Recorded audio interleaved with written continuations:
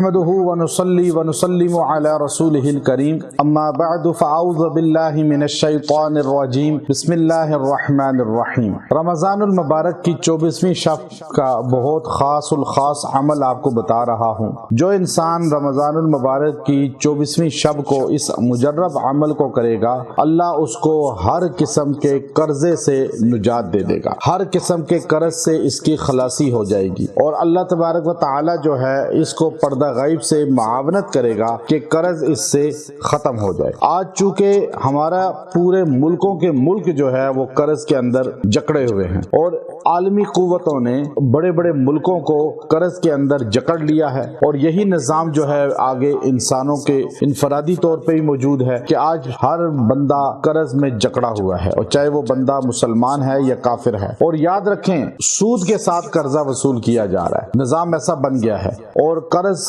لے کر نہ ادا کرنا بہت بڑا وبال ہے۔ نبی کریم صلی اللہ علیہ وسلم نے فرمایا کہ شہید کو سارے گناہ معاف ہو جاتے ہیں الا الدین، مگر قرضہ معاف نہیں ہوتا۔ قرضہ جب تک وہ ادا نہ کرے یا اس کے ورثہ ادا نہ کریں یا قرض جس کا دینا ہے وہ معاف نہ کرے، اس وقت تک اس کی نجات نہیں ہوتی۔ جب شہید کی مغفرت نہیں ہو رہی تو آج ہر بندہ پیسے لیتا ہے اور غائب ہو جاتا ہے، بھاگ جاتا ہے اور چھپ جاتا ہے، اور یہ سوچتا ہے کہ اب مجھے کوئی پوچھنے والا نہیں، اور مختلف لوگوں کو پیسے کھلا کر اور اپنے آپ کو کس طرح بری کروا لیتا ہے۔ یاد رکھیں، نبی کریم صلی اللہ علیہ وسلم نے فرمایا جو انسان قرضہ لے اور واپس نہ کرے مر گیا تو اس کی مغفرت نہیں ہوگی۔ اور پھر آپ علیہ السلام نے فرمایا کہ جس آدمی نے قرضہ لیا اور دینے کا ارادہ بھی ہے لیکن غربت آ گئی، تنگ دستی آ گئی، اور محنت کر رہا ہے لیکن دے نہیں پا رہا، نیت بھی ہے دینے کی، کوشش بھی کر رہا ہے لیکن دے نہیں پایا اور مر گیا،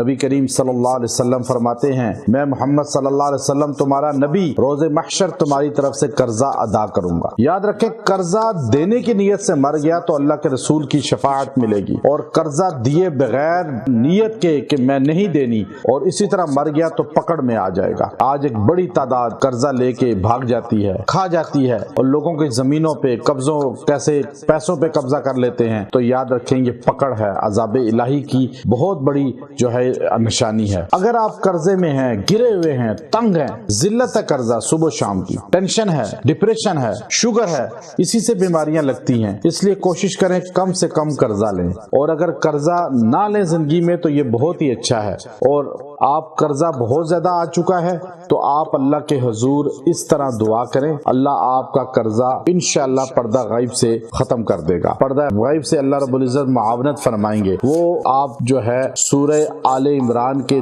دوسرے رکوع کی یہ آیات ہیں، اس آیت کو آپ نے پڑھنا ہے، قُلِ اللَّهُمَّ مَالِكَ الْمُلْكِ تُؤْتِي الْمُلْكَ مَن تَشَاءُ وَتَنزِعُ الْمُلْكَ مِمَّن تَشَاءُ وَتُعِزُّ مَن تَشَاءُ وَتُذِلُّ مَن تَشَاءُ بِيَدِكَ الْخَيْرُ إِنَّكَ عَلَى كُلِّ شَيْءٍ قَدِيرٌ۔ یہ آیت کریمہ آپ نے پڑھنی ہے 41 ٹائم، 41 بار، اور آپ اس آیت کریمہ کو 41 بار پڑھ کے دعا کریں 24ویں شب کو، اللہ پردہ غیب سے آپ کا قرضہ اسی سال میں سارا اتروا دے گا۔ وآخر دعوانا ان الحمد للہ رب العالمین۔